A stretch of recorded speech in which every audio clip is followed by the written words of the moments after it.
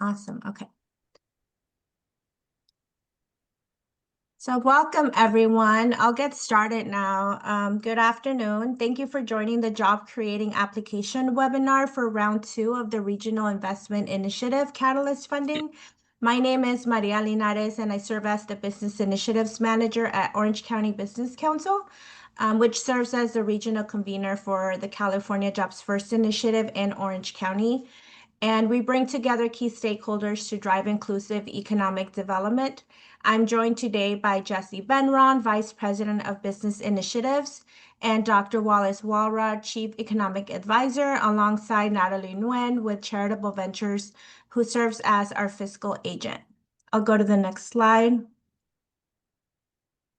In today's session, we're going to walk you through everything you need to know about this funding opportunity, what it is, who it's for, and how you can apply for funding to support job creating projects in Orange County.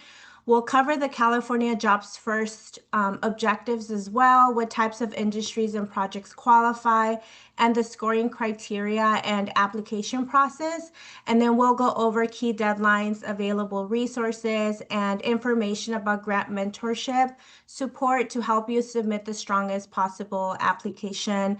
And of course, we'll leave time for questions so you can walk away feeling confident about the next steps. And I welcome you all to add your questions in the Q&A portion of this webinar, and then we'll get to them at the end of the presentation.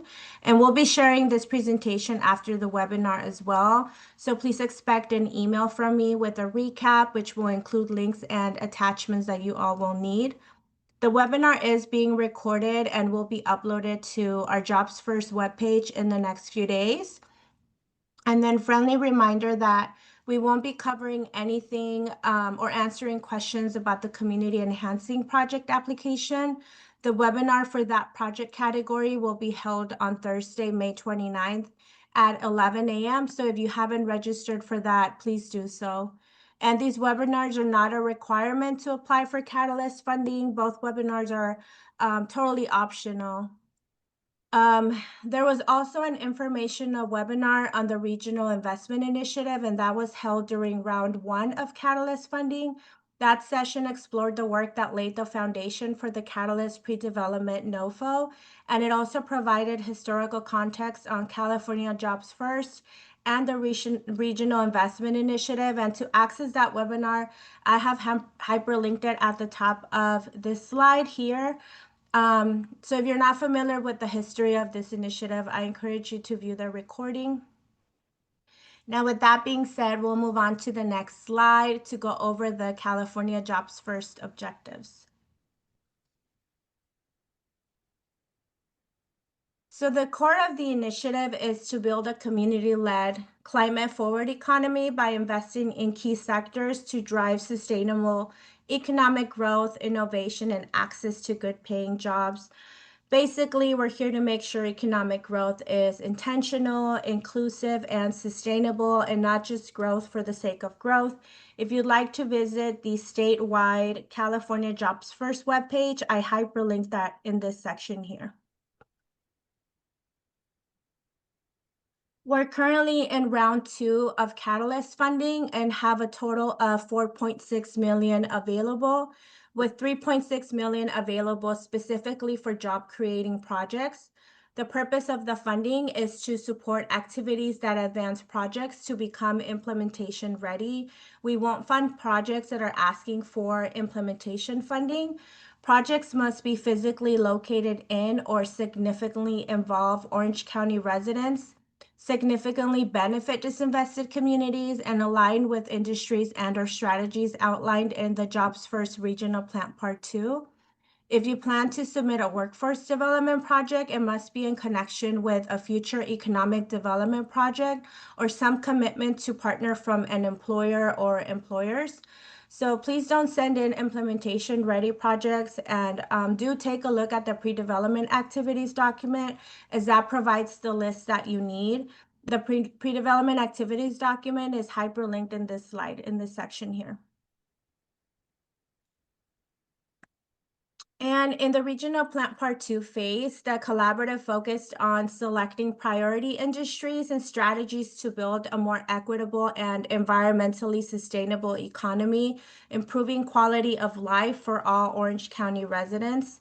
Our collaborative consists of 60 something members. So it's definitely very diverse and inclusive as well. Two main goals emerged: focus on higher paying industries with pathways for disinvested communities, and improve wages and conditions in lower paying industries where disinvested communities already work.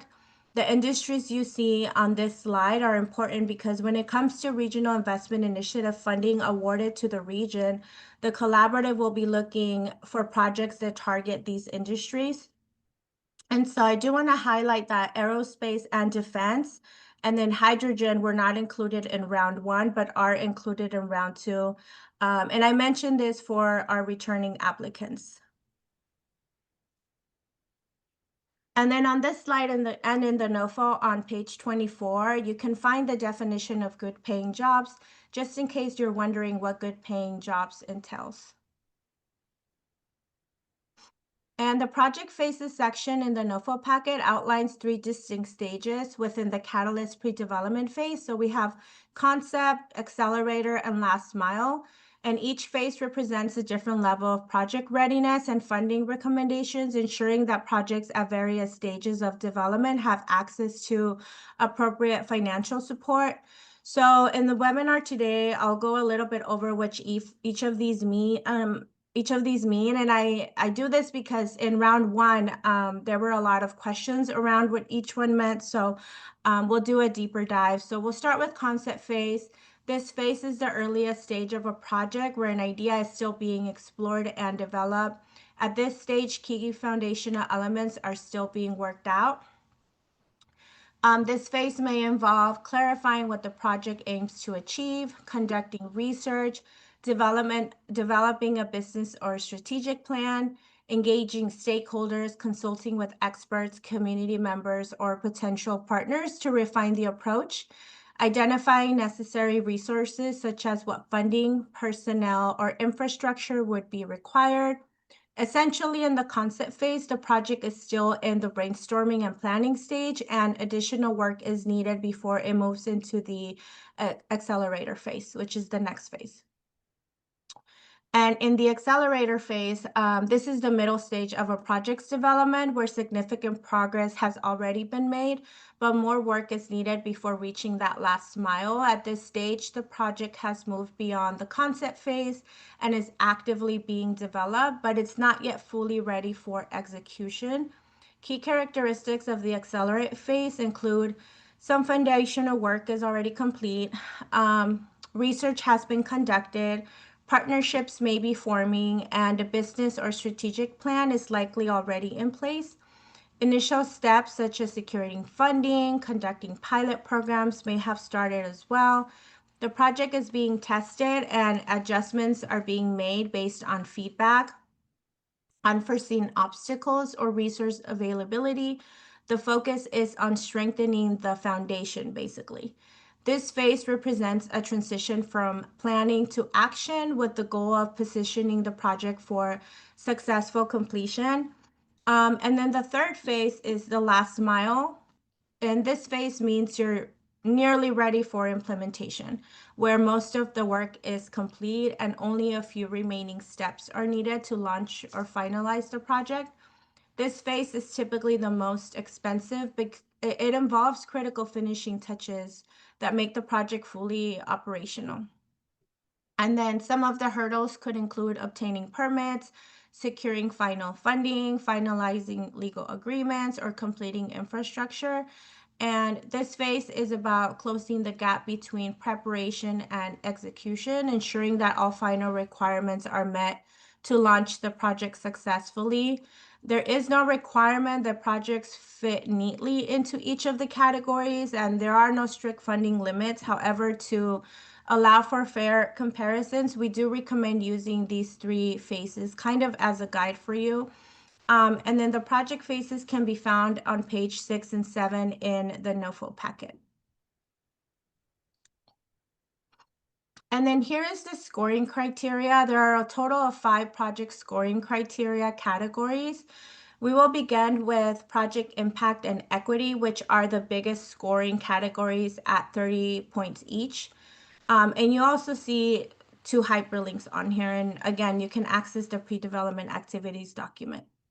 The focus of this work has basically been on impact and equity, with a lot of it revolving around economic equity, because as we know, many people in Orange County are struggling, and that's why the goal is to be more intentional in supporting those who haven't historically benefited from economic growth or aren't currently benefiting from economic growth.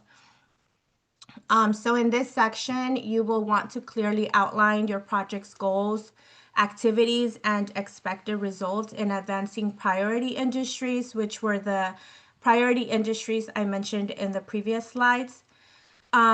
Please also explain how your project contributes to the growth and development of good paying jobs and/or business creation and development. Provide quantifiable metrics, how many people will be served and how their lives will improve. Describe how the project addresses topics in the regional plan part 2. And then please reference the pages and sections from the regional plan part 2 in your response as well, which I'll make sure I send to you all when I send the recap email. Strong proposals will also address climate impact mitigation or contribute to green technology initiatives.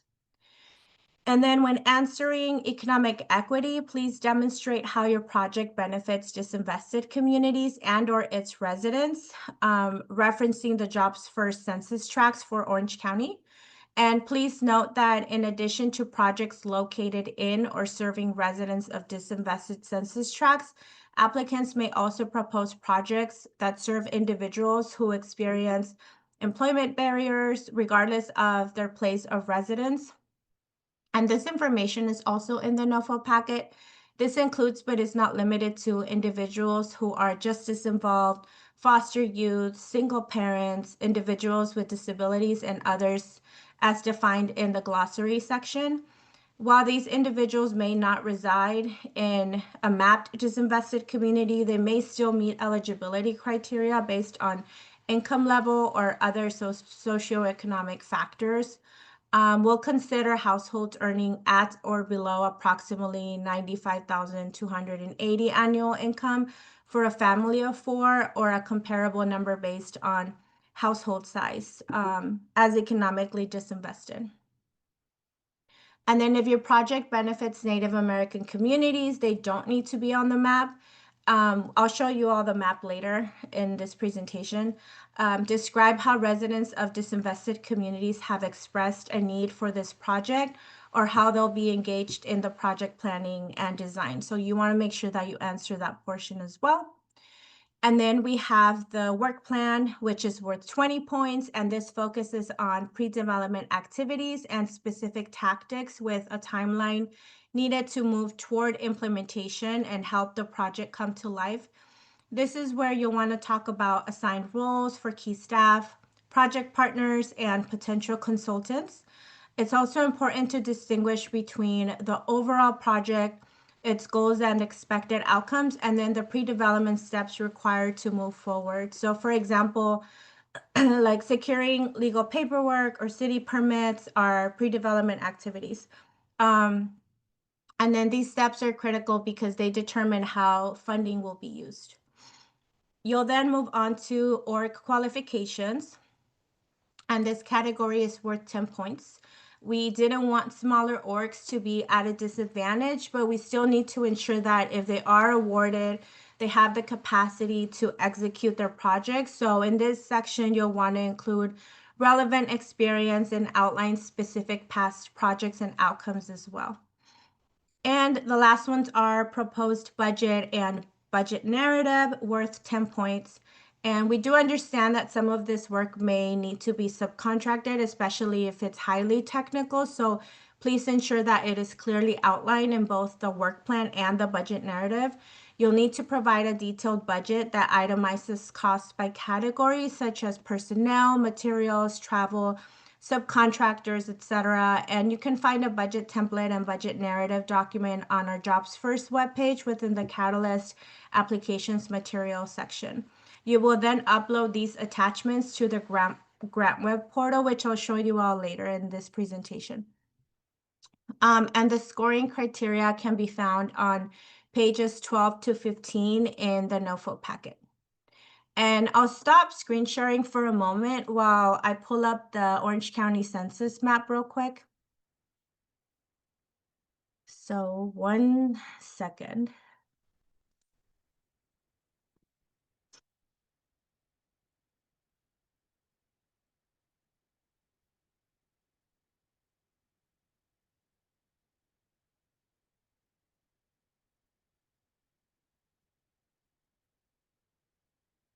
Okay, you should be able to see my map.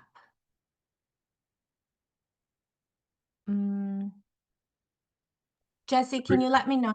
Yeah, just need to probably zoom in a little bit when you get there. Okay.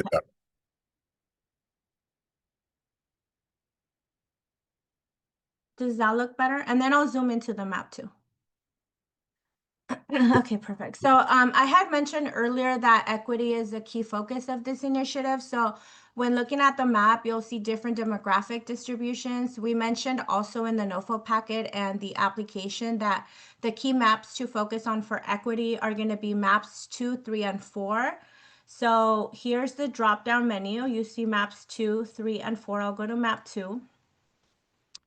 And then focus on the blue and or green where we'll find the lower income areas, designated disadvantage areas, and then areas of intersect. So I'll zoom into the map. And again, this language is also in the NOFO packet.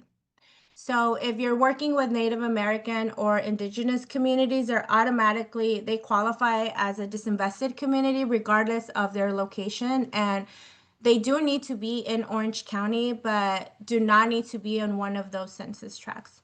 And for all other communities, qualification is based on census tract data. So you can see that the map allows you to zoom in, or you can switch to map 3 and then zoom in that way. And then map 3 tells you the designated disadvantage area. If your project is a physical development, consider the location. And if it's a service-based project, think about whether it benefits residents in those areas. And then for equity scoring, projects in gray areas such as Los Alamitos, Yorba Linda, etc., will score lower. But if your project benefits or is located in areas like Garden Grove, Stanton, Anaheim, or Santa Ana, where disinvested communities are concentrated, it will receive a higher equity score. If you feel like your project isn't really census tract centered, please take a look at the NOFO packet, and in the glossary section, look at the disinvested community definition. You'll find a list of what the state considers to be disinvested. And then please remember what I mentioned earlier, which was applicants may also propose for projects that serve individuals who experience employment barriers regardless of their place of residence. And there were other terms too that we used, like single parents, justice involved. And you'll find this map on our Jobs First webpage. So I hope it's showing. Yes, it is. Okay, so you can visit our Jobs First webpage, which is hyperlinked pretty much everywhere, including I'll send it in the recap email. And when you scroll down, you'll see everything you need here as it relates to Catalyst Round 2. And then here's the map. So before halfway through the webpage, you'll be able to access the map. So now let's briefly review the Catalyst application together. We really kept the application simple to make the process easier for applicants. And the goal is to keep it accessible and then not make things complicated so that good projects are left out. Applications are due no later than 5 p.m. Pacific time on Friday, June 20th. 2025 and must be submitted through the designated grant web portal, which can be accessed through the NOFO packet on page 10 on our Jobs First webpage within the Catalyst application materials, and by clicking the link embedded in the presentation that I'm sending you all. Applicants must create an account in the portal to begin their application. So please carefully follow all the instructions provided in the portal.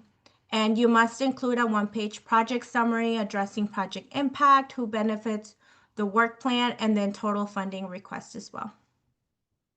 So here's the application materials, and this is where it's hyperlinked. And that will take you to the page here.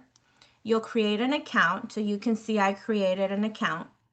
So I could test it out. I log on.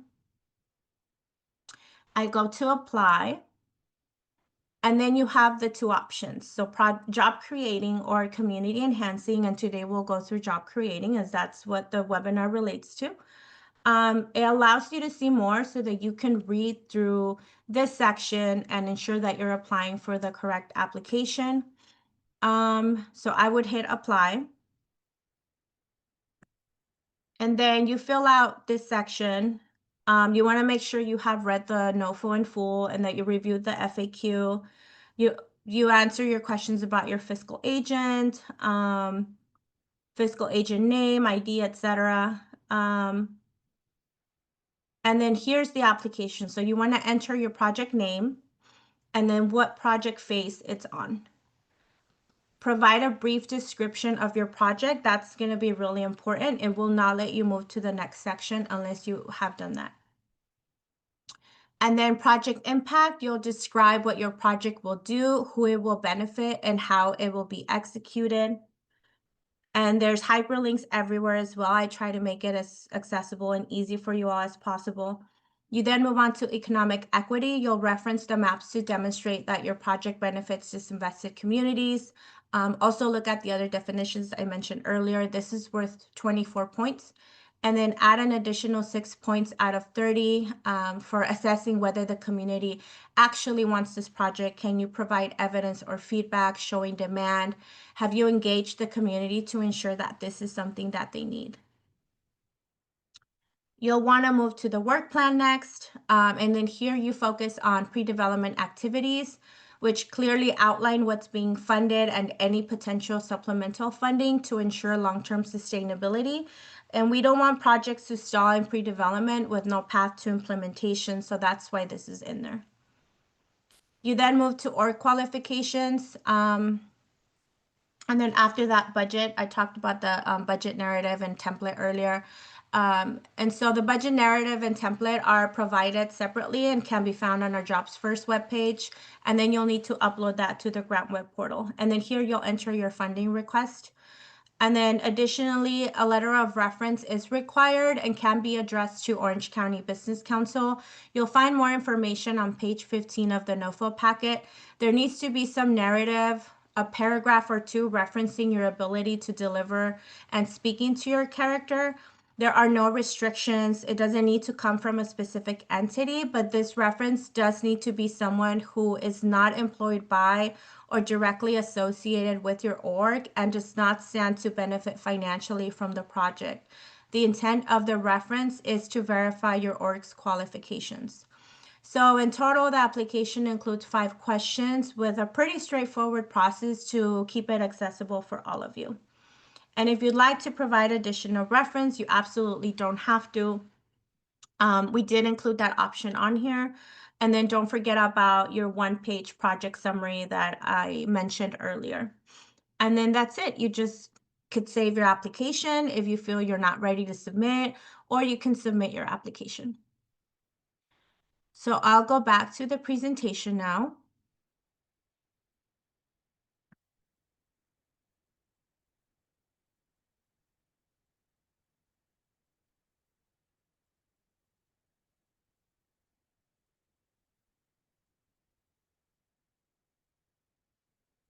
Okay. Proposers webinar. I'm sorry, everyone, 1 minute.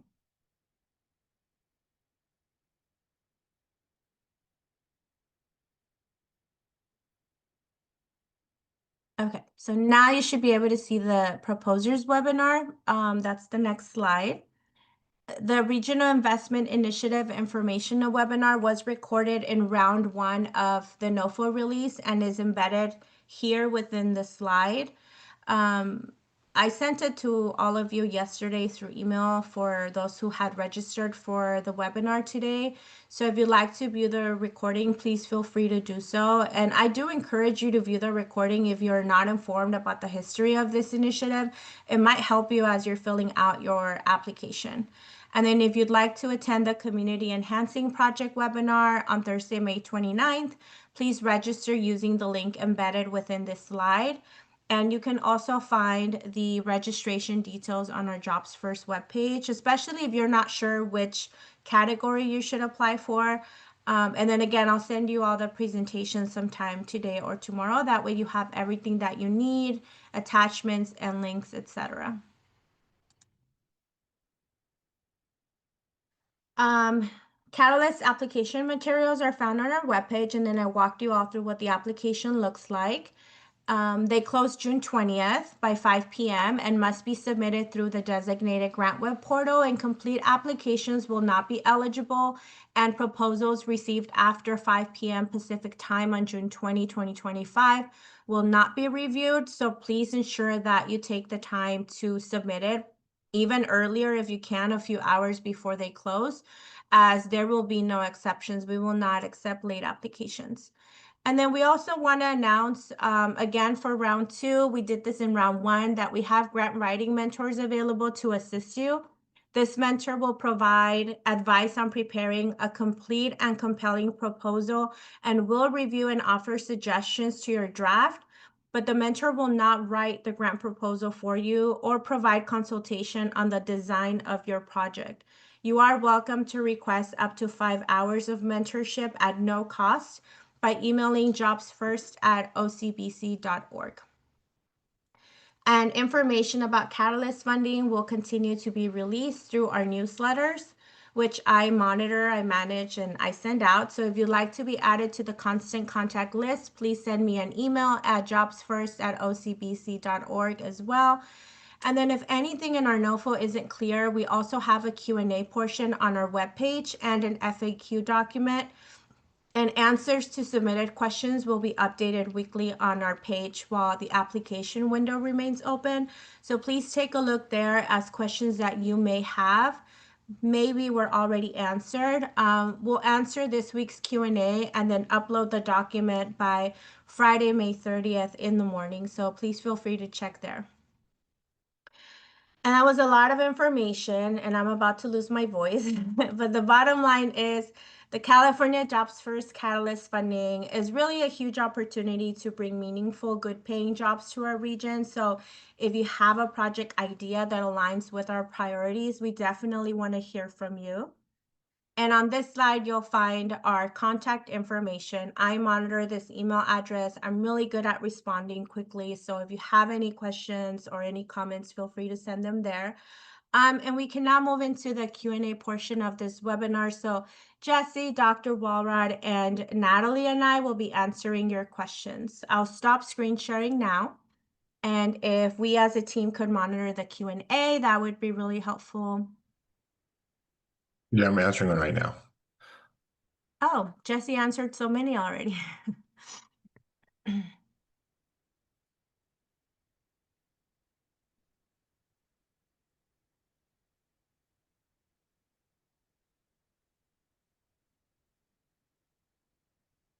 People can also raise their hand, and then Maria or I will to if you want to ask it verbally. But either the Q&A function will answer that, or raise your hand, and we will allow you to talk for the feature, and then we will answer it verbally.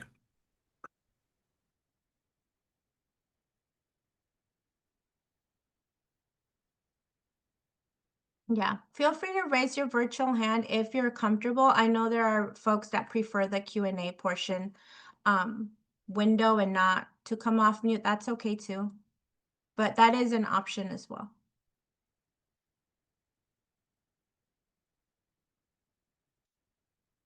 Otherwise, I feel like I covered it so well that there are no questions anymore.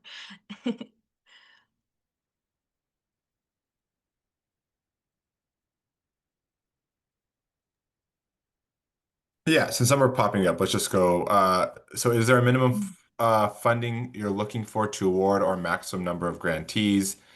Short, the answer would be no.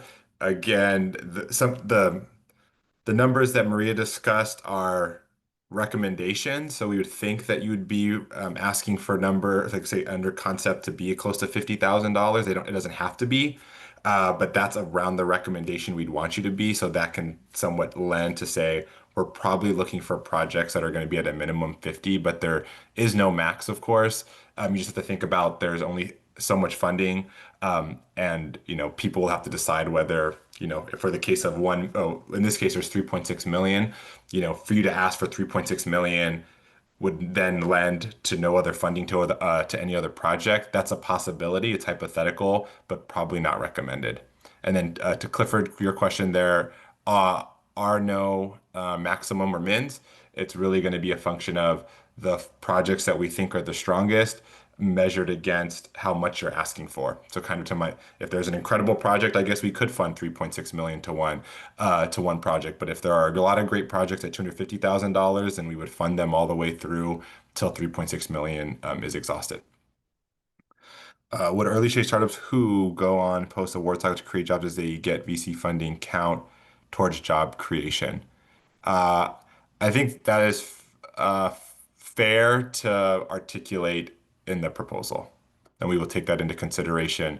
Again, when you think about this, as Maria mentioned, there are there's the actual project when it's implementation ready versus the work that needs to be done, which is what we're trying to fund for you to get that project implementation ready.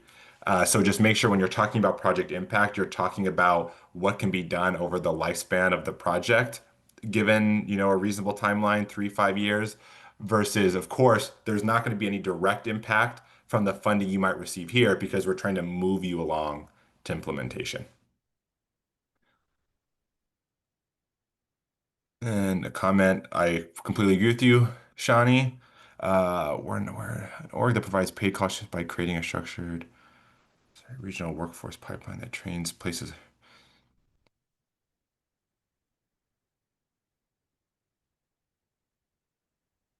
Um, well, Nathan, I mean, that is a workforce. I would say that you have to be a little bit more targeted than STEAM in this work. That's too broad. You have to go back to the priority sectors. So that's what I would look to. And again, as we mentioned, by no means are we excluding workforce projects, but from the first round, there was a lot of workforce projects, not very many economic development projects. Again, we understand workforce is critical to economic development, but we need to, as you think about your proposal, think about, where is the economic development happening, or how is that increasing economic development, and then you're meeting that kind of employment demand. But let me know if you have any follow-ups. The work plan, do you want to only count for the 1 year funding? It would only be for the funding that you'd receive. So it's based on the dollar amount. And yeah, you're anticipating about 1 year to do the work because everything has to be exhausted by September of 2026. Project that's in planning that would support the probably would need more information, as I put in one of the other answers. If you want to explain a little bit more about your project, please email jobsfirst at ocbc.org. But yes, I mean, workforce development is eligible so long as it's around the targeted industries. But again, we recommend there be an economic development piece in order to have a stronger application. Uh, And if I yeah, go ahead. If I can just add real quick, since I monitor the jobs first email everyone, sometimes I end up asking for a one pager of your project just so I can ensure that I, direct you to the proper category. So as much information as you can send about your project, that would be really helpful for the both of us. To the next question, no, because that's where if you were doing a last mile project, then yes. If you wanted last mile funding, that would assume that you would be implementation ready once it's over. If you're in concept or accelerate, then you would not necessarily be in implementation. You would not be implementation ready after the 1 year after the funding. Marie, I think when will awardees be announced? I think we're looking at late July. Is that Yeah, we're looking at late July, probably July 25th, around that time, but just, please be patient with us. It could be subject to change. Those are a great set of questions. I love the way Mhm. people are thinking about this. Yeah. Any others? I believe that it's in the NOFO, and Natalie can jump in as well, but I believe it's primarily quarterly progress reports. And then Natalie, I don't know if there's anything else further if we think about our compliance to the state as it relates to this work. Yeah, at least on the financial side, monthly financial reporting. So anything that you've expensed, send it us in a monthly report on the 10th of each month. And then on our webpage, we also have the 14 Catalyst awardees from round one. So if you want to get an idea of what we awarded, I encourage you to go look at the Jobs First webpage and kind of just read, through those paragraphs and look at the organizations. That might help you a little bit as well. Yeah, but also note that that includes community enhancing, which is another category as well. So not all of those would probably match what we're talking about here, but I'm sure as you read them, you can probably get a strong sense of what were the job creating and what were the community enhancing. To this question, well, the general process is the higher ranking ones will get funded to the fullest until funds are exhausted. So that's how it would work. You're not really rejected outright, or you would only and you'd be offered a lesser amount if you were on the cusp, right? And then let's say if 3 million were exhausted because there were projects scored higher than yours, you're asking for 750. There's only 600,000 left of the 3.6 million. We would then fund you 600,000 of your $750,000 ask.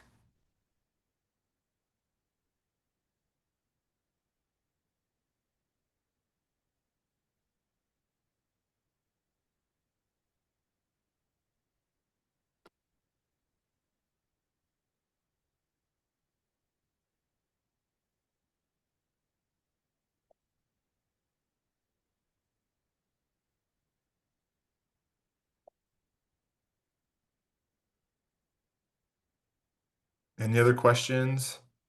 Maybe for some of you, maybe you want to see the questions, but you're free to drop off if you'd like, and I'm sure we'll stay on for a few more if people have other questions. Again, either to raise your hand and ask them verbally or drop them in the Q&A. Mhm.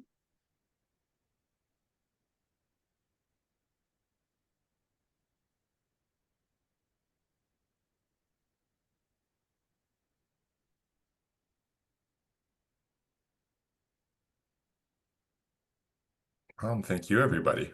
Thank you for your interest.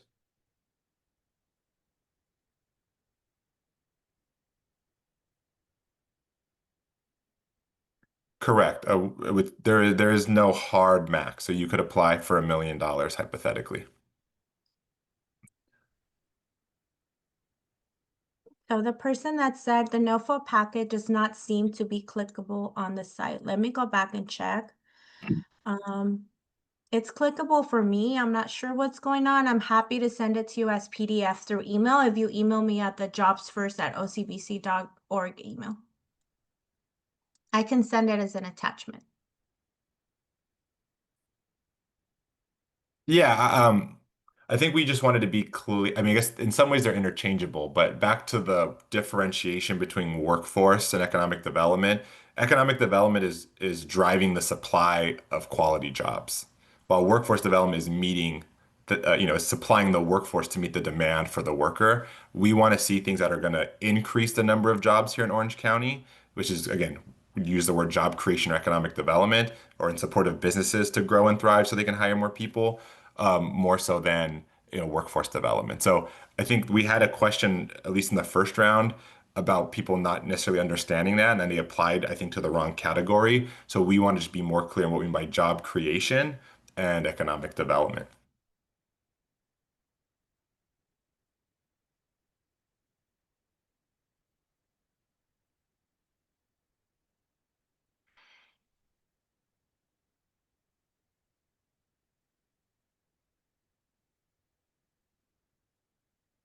Well, job creation is increasing the number of jobs.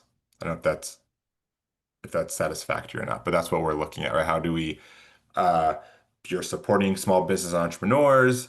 There's well, primarily, I think that's kind of a big one. Hypothetically, it could be, you need this project in order to have, a larger size employer to come in, and then with them, they would be bringing 200, 300 jobs. that's kind of what we're looking at on the job creation side. So how do we have, employers, I guess it may not necessarily be businesses, employers increase their hiring and those jobs have to be good paying jobs, not just, low income jobs. Opening a home child care center, uh, very much so. We actually did, I mean, we did fund a childcare related project in the round one, although it wasn't the opening of a home child care center. You just have to look at, again, what are the quality of those jobs? Are they meeting the income levels? And how many jobs those are? But very much that is in support of the childcare industry, so that would be eligible.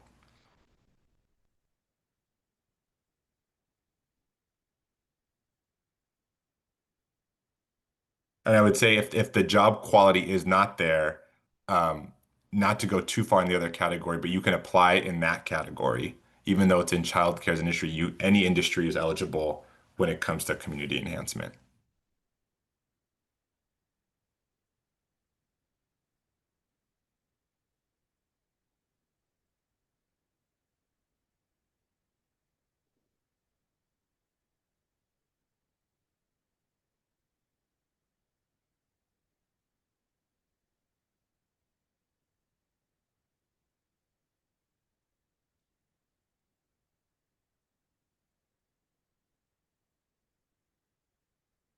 Okay, seeing none, we'll give it a few more minutes if any of them drop in.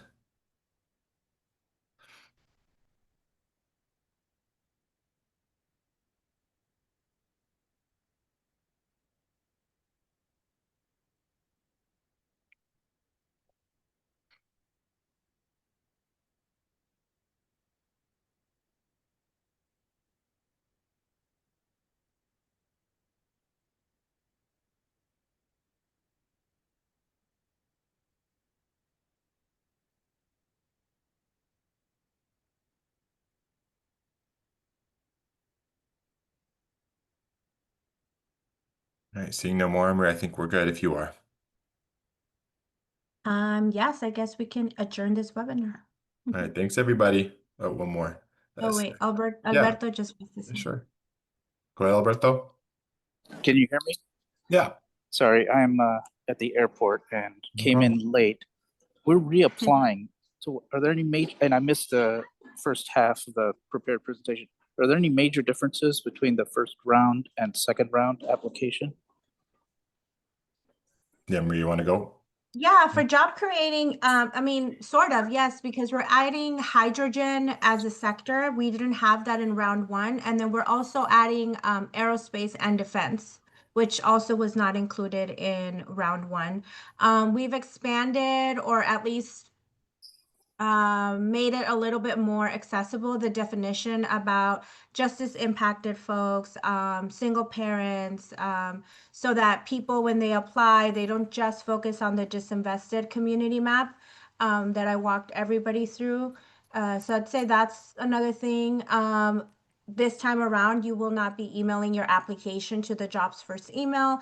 You'll be submitting it to the grant web portal, which will be accessible through the slides that I'm going to send out today. It's also on our Jobs First webpage. The budget narrative, budget template was emailed directly to me through a PDF packet in round one. Those two will be uploaded to the grant web portal as well.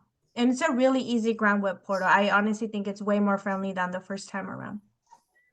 And then the last one is again a little bit, well, no, being more clear around this being in support of driving the economy and job growth versus, your traditional workforce development projects. Again, we will grade, right? You're graded based on the other applicants that are received. So, but I think our priority is when we see more business growth, business formation type projects, the more we're gonna find those to be stronger.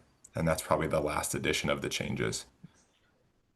If I can follow up, I Sure. noticed that there's a one-page summary, but I haven't read in detail to know if that counts toward the 10 page. pages. It does not. So we're submitting 11 pages. So we're Yeah. not going based on pages though. Sorry, that's Oh, one yeah. other thing Fair. that changed. Yeah.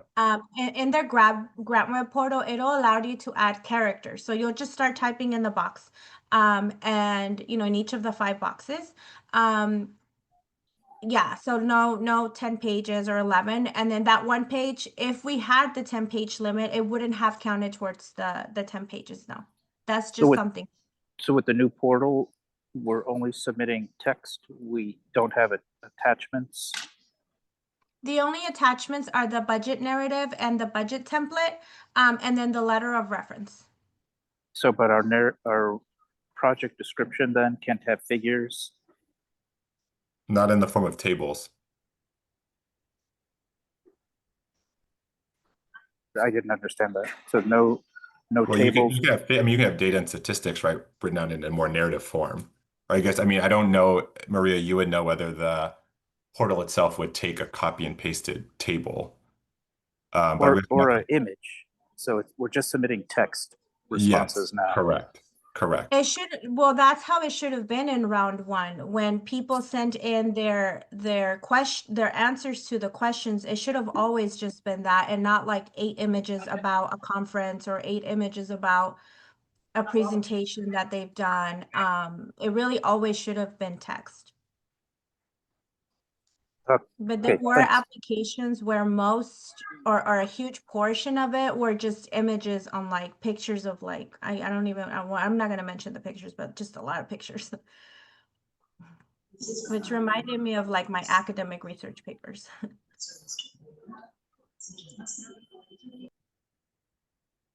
Anybody else?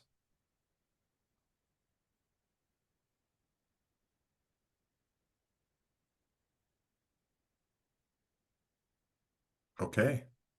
Seeing none. All right, then I think we can adjourn, right, Maria? Yep. All We right. adjourn at 1:48. All right. Thank you, everybody. Take Bye, care. everyone. Bye. Bye.